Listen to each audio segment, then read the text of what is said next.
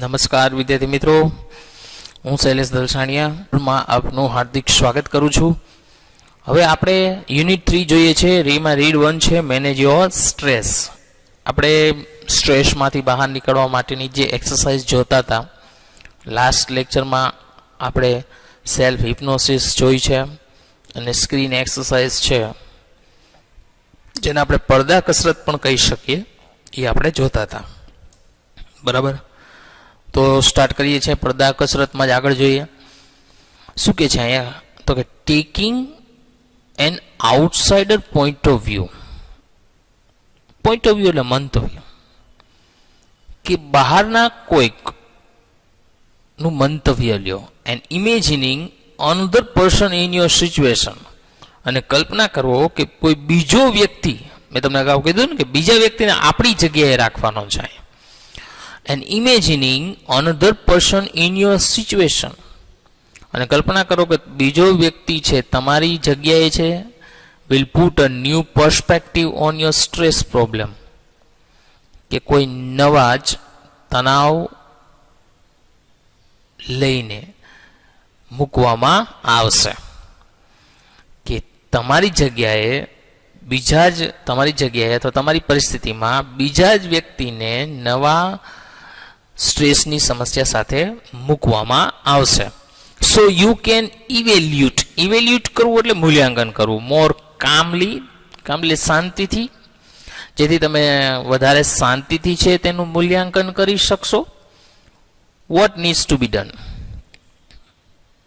કે જે કરવાની જરૂરિયાત છે. બરાબર, એટલે અહીંયા આપણી જગ્યાએ છે કોઈ બીજા વ્યક્તિને છે એ રાખવાનો. શું કરવાનું? જો આમાં સ્ટેપ આપ્યા છે કે વિથ યોર આઈઝ ક્લોઝ, તમે તમારી આંખો બંધ કરી થિંક અબાઉટ ધ સિચ્યુએશન, કે એવી સ્થિતિ વિશે વિચારો that is currently causing you stress, કે જેનાથી હાલમાં તમને તણાવ છે. કોઝિંગ યુ સ્ટ્રેસ એટલે શું થાય? તણાવ આપવો અથવા તણાવ છે.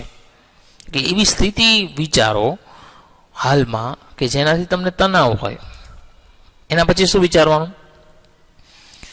કે imagine projecting the situation on to a screen in your mind. Screen in your mind એટલે કે માનસ પટલ.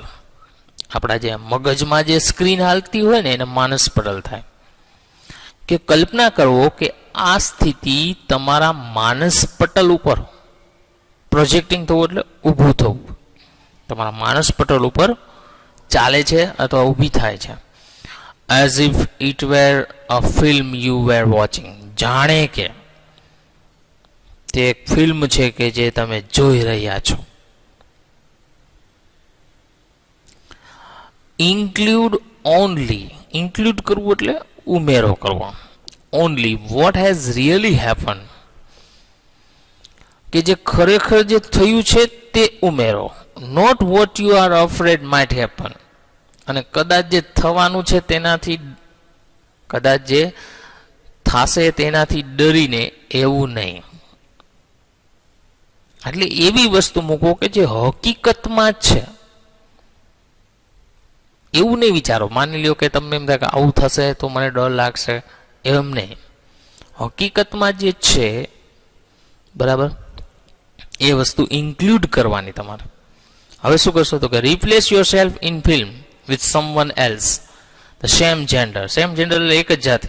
રિપ્લેસ કરવું એટલે અદલા બદલી કરવી, કે એક જ જાતિ સાથે તમે ફિલ્મમાં તમે અદલા બદલી કરો. તમે તમારી જાતની કોઈ સાથે અદલા બદલી કરો. Watch the films as an outsider observer. Outsider observer એટલે બહારના એક નિરીક્ષક તરીકે, કે આખી ફિલ્મને બહારના નિરીક્ષક તરીકે નિહાળો. How do you feel about what is going on in the film? What is going on the film, કે ફિલ્મમાં જે ચાલી રહ્યું છે તેના વિશે તમે શું અનુભવો છો?